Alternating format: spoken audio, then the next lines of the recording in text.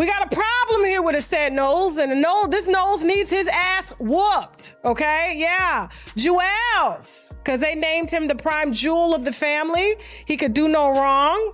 He was the only child for a long time. His entitled, untalented, unseasoned chickened ass is out here being called out by young, beautiful black girls. In a weird way, I believe her. I do. And here's why. He ain't got shit to do. He ain't got no job, no skills, no talent, no nothing.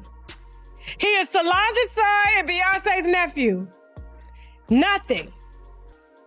And so yes, when you got too much time on your hand because you ain't got no talent, you dibble and dabble and draws. And when I saw him outside with Tommy, told me everything. Everything I needed to know about what Julez likes and the type of women he like. The ones he can beat on and they can beat his ass back. This is what it was. I believe her. I really do. And I especially believe it because he's had this behavior since he was a child. Because when I heard he leaked that video of Sky Jackson, our Disney princess, but when he had leaked that video of her, like, messing with her, stop playing with herself, I said, oh no, he really ain't got nothing to do. He really feels like he's that guy because he is Beyonce's nephew. Not Solange's son, because she don't do shit either. Beyonce's nephew.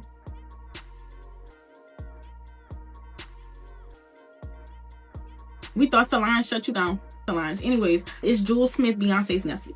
Because that's the only way y'all gonna know who I'm talking about. Well, it's disrespectful is. And that's another reason why I think he'll punk. Because around y'all and he start mixing on me. I kid y'all not. Start literally me up. Like literally is beating the fuck up.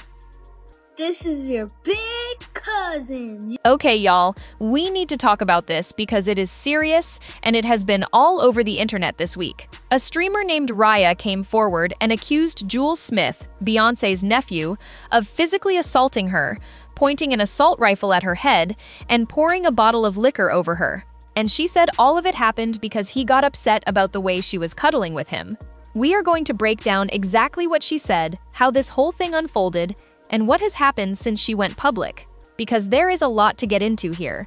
First, for context, Julez Smith is Beyonce's nephew, and that is honestly the main reason this story has spread as far as it has.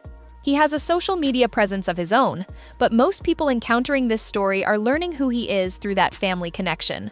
Raya, the streamer who came forward, said she is someone who keeps her personal life very private and made it clear she did not want to come to the internet with this. But she said the reason she went public was because he broke her phone during the incident and refused to replace it, and because she felt it was important for other women to know what she had experienced, especially after multiple women apparently slid into her DMs saying they had dealt with similar behavior from him. So here is what she says happened. The two of them had been talking, and she went to meet up with him at a hotel. She described it as a hookup situation. By her account, things were fine initially. They were together, and afterward they were in bed. Then, out of nowhere, he got upset while they were spooning. She said she genuinely could not figure out what set him off. He just got irritated and rolled away. She got frustrated, climbed on top of him, and they started talking. And then, without warning, he grabbed her arm and threw her off of him onto the floor. She said she got up and did not say anything at first. She just sat there staring at him, trying to process what had just happened. And then she slapped him. She was upfront about that on stream. She said she hit him back, and she was not apologetic about it, because by her account, he put his hands on her first. Once she slapped him, she said he completely lost it. He turned around, and then he started beating her. She described being punched repeatedly in her arms and body, and said she blacked out at some point during it. By the time it was over, she said she had bruises all over her arms and legs, and a scratch that left a scar she still has on her arm. But she said it did not stop there. After the physical assault, she said he went to his bag, a Louis Vuitton duffel, pulled out an assault rifle, and pointed it directly at her head. She said in that moment she was terrified, but tried to stay calm. Her exact thought process, as she described it, was essentially, "We are in a hotel. Is he actually going to shoot me here?" She said she told him flatly, "Go ahead then, "Shoot me in this hotel," and eventually, he put the gun down. After the gun came out, she said he grabbed her belongings and started throwing them out into the hallway. He threw her phone, which is how it got broken. He took a bottle of Tito's, or a similar liquor, she was not certain which one, and poured it over her head. And then the situation eventually ended and she left.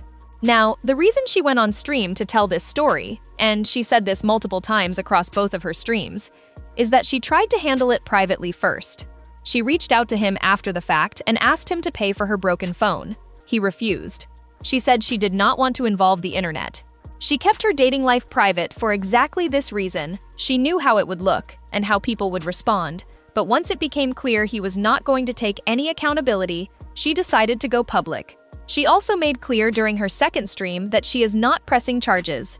She said dealing with the legal side of things is not something she wants to take on right now, but that if he comes out and calls her a liar or tries to take any legal action against her, she will release everything she has, which she says includes photos of her bruises, photos of the scar on her arm, and photos of them together at the hotel. She said she is 2 steps ahead of him and has already screenshotted everything. What made this story spread even faster is what she shared about the aftermath. She said he started texting her while she was live on stream, which she said only made him look guiltier. She said she never shared her real address with him, only a street nearby, and that she is moving soon anyway. She said she is not afraid of him, but she was honest about the fact that in the moment he pulled that gun, she was genuinely scared. She also mentioned that other women have been privately reaching out to her, saying they had similar experiences with Julez. She did not name anyone or go into specifics, but said the messages were coming in while she was streaming and that it confirmed for her that she was right to say something publicly. Now, from everything that has been said so far, Julez has not made any public statement responding to these allegations. He reportedly deleted some posts after Raya went public, which she addressed on stream, saying she already had screenshots before anything got wiped. I want to be clear about what we know and what we do not. What we have right now is Raya's account, told across 2 live streams, with physical evidence she says she possesses but has not yet released publicly. Julez has not responded. That does not mean her account is wrong, and the level of detail she provided, the consistency across both streams, and the corroboration she mentioned from other women all add credibility to what she is saying. But it is worth acknowledging that we only have one side of this publicly right now. What I will say is this: if what she is describing is accurate, this is an extremely serious situation. A woman saying she was beaten, had a gun pointed at her head, had liquor poured on her, and had her property destroyed is not a gossip story. That is a violent incident. And the fact that she came forward at all, knowing full well that people would question her, blame her, and pick apart every detail of her account, says something. She said it herself. She knew how embarrassing it would be to come to the internet with something this personal. She did it anyway because she felt like she had no other option and because she wanted other women to know. This is still unfolding, so I will be keeping an eye on whether Julez responds or whether any of the evidence Raya mentioned gets released. But I wanted to make sure y'all had the full picture of what has been said so far. Let me know what you think in the comments. Do you think this story is going to get more traction? And do you think Julez is going to respond publicly? I genuinely want to hear where you stand on this one. I love you guys, and I will talk to you in the next video.